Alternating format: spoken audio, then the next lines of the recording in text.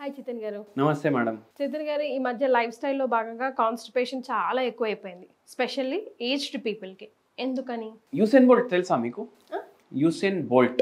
యూసేన్ bolt అదేంటి చితన్ గారు? మొత్తం లోకంలా మొన్నటి వరకు ఫాస్టెస్ట్ మనిషి అంటే యూసేన్ బోల్ట్. మనిషి పేరా? మనిషి పేరు. ఏంటో ఆయన గొప్పతనం. ఆయన 7-8 ఒలింపిక్ మెడల్లు కొట్టిండు రన్నింగ్లా. Oh my gosh. ఓకే.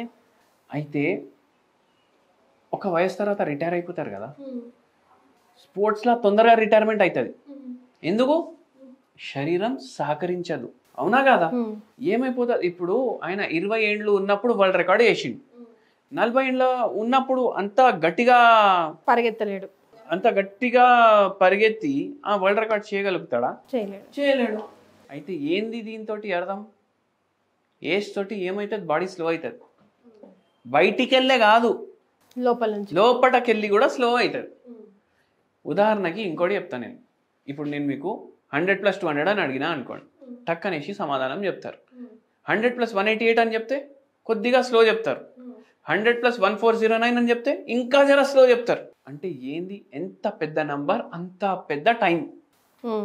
ఎట్లా అయితే వయసు పెరుగుతుంది అట్లా మన పేగులు ఏవైతే ఉంటాయి కదా, దాని మూమెంట్లు కూడా తగ్గుతాయి. దాని మూమెంట్ తగ్గితే చాలామందికి ప్రాబ్లం అయిపోతుంది. ఇప్పుడు రింకల్స్ వస్తాయి ఫేస్ మీద, 30 తర్వాత వస్తున్నాయి రింకళ్ళు. ఈ రింకళ్ళు దాచడానికి మనం ఏమేమో చేస్తాం. నిమ్మకాయ రాస్తాము, ఉల్లిగడ్డ రాస్తాము, ఎల్లిగడ్డలు రాస్తాము, అన్నీ. ఏది ఇప్పుడు ఏ వీడియో చూసినా అది రాసుకుంటూనే ఉంటాం. కానీ మనం ఇది ఆలోచించాం. మనం లోపటకెళ్ళి ఎట్లా యంగ్ ఉండాలి, లోపటకెళ్ళి యంగ్ ఉంటే బయట కూడా మనిషి యంగ్ అని కనిపిస్తాడు, అవునా కదా? అయితే ఎట్లా ఏజ్ పెరుగుతుంది, ఫేస్ మీద ఉన్న రింకల్స్ మనకు కనిపిస్తాయి. లోపట కూడా ఏదో ఏజింగ్ ప్రాసెస్ అయ్యి ఇట్లా రింకల్ లాంటివి అవుతాయి కదా. ఎలాస్టిన్ తగ్గుతుంది విత్ ఏజ్. మజిల్స్ ఏమో రిలాక్స్ అవుతాయి. ఆ ఎలాస్టిసిటీ తగ్గుతుంది మజిల్స్లో కానీ, పేగుల్లో కానీ, దేంట్లో కానీ లూజ్ అయిపోతాయి. అందుకే ఏమవుతుందంటే వయసు ఎక్కువ అయితే మలబద్ధకం ఎక్కువ అవుతుంది. ఇప్పుడు మనం యంగ్ ఉండాలి, ఫేస్ మీద కాదు లోపట నుంచి కూడా యంగ్ ఉండాలి. ఏం చేయాలి? Physical activity compulsory. అరే నా ఏజ్ ఇంత అయిపోయింది, ఇంకేం పోతాం, ఇంకేం నడుస్తాం, పోతే మొత్తానికి వెళ్ళిపోదాం అని అనుకోకండి. లోపల నుంచి మీరు యంగ్ అనేసి ఫీల్ అవ్వండి. యంగ్ అనేసి ఫీల్ అంటే ఒక బాడీలో, మైండ్లో అది థాట్ అదే ఉంటుంది, నేను యంగ్ అనేసి. బాడీ మీద కూడా అది ప్రభావం చూపించడం స్టార్ట్ చేస్తుంది. టైంకి పడుకోండి, టైంకి లేవండి, ఎవరి గురించి పట్టించుకోకండి. ఇప్పుడు ఒక పేషెంట్ ఏమో మలబద్ధకం ఉంది, ఫుల్ నరాల నొప్పి ట్రీట్మెంట్ కోసం వచ్చిండ్రు. మలబద్ధకం ఉంది అంటే మలబద్ధకం వల్ల నరాల నొప్పులు కూడా ఎక్కువైతాయి. మళ్ళా మనం ఒకటే ఏముంది కాక టెన్షన్ మీకు? ఏముంది? రిటైర్మెంట్ అయిపోయింది, సెంట్రల్ గవర్నమెంట్ ఉద్యోగం ఉంది, వస్తుంది పెన్షన్, మొత్తం ఇల్లు నడుస్తుంది, ఏది కావాలంటే అది తినొచ్చు, మంచిగా ఉండండి అంటే నాకు ఉన్నది బై టెన్షన్. చిన్న కొడుకుది పెళ్ళి కాలేదు, పెద్ద కొడుకుకేమో మంచి జాబ్ లేదు. వాళ్ళు బతకనికి కమాయిస్తుండ్రా లేదా? అవును. కానీ ఇప్పుడు మా బాబుకు ఫోన్ కావాలనుకోండి, కొత్తది, నాకు అడుగుతాడు, నాయనా డబ్బులు.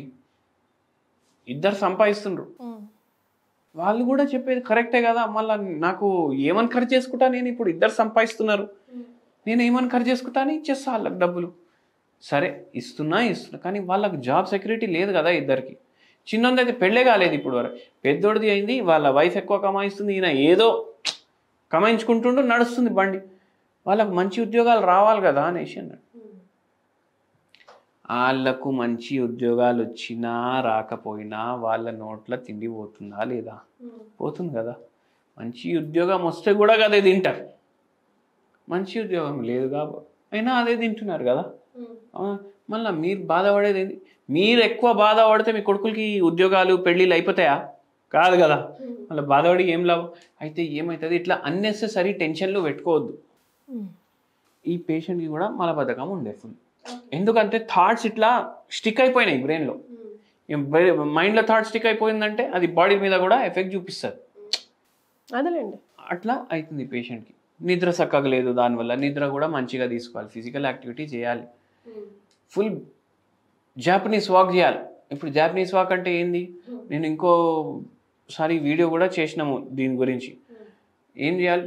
కొద్దిసేపు ఫాస్ట్ నడవాలి, కొద్దిసేపు స్లో నడవాలి, కొద్దిసేపు ఫాస్ట్ నడవాలి, కొద్దిసేపు స్లో నడవాలి. ఇట్లా బరువు కూడా తగ్గుతుంది, మనిషి యాక్టివ్ కూడా ఉంటాడు, మలబద్ధకంలో కూడా హెల్ప్ అవుతుంది ఇది. చైతన్య గారు, మరి the best home remedy for constipation patients కి సజెస్ట్ చేస్తారు? Best home remedy for constipation అని చెప్తే నేను ఒకటే చెప్తా, మీరు తీసుకునేది సబ్జా గింజలు, ఇవి మంచిగా తీసుకోండి. ఎట్లా తీసుకోవాలి? ఇప్పుడు తినని కూర్చున్నారు అనుకోండి, 2 టేబుల్ స్పూన్లు వేసుకొని పెట్టుకోండి ఒక 2 గంటల ముందు.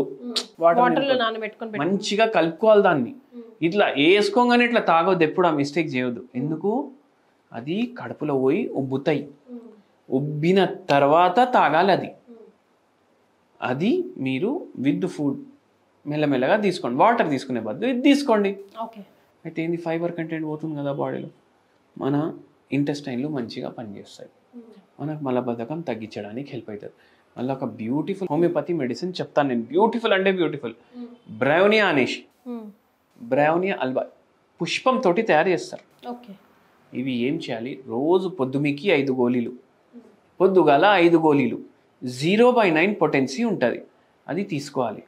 ఇది మలబద్ధకం ఉన్నోళ్ళకి చాలా ఉపయోగం అవుతుంది.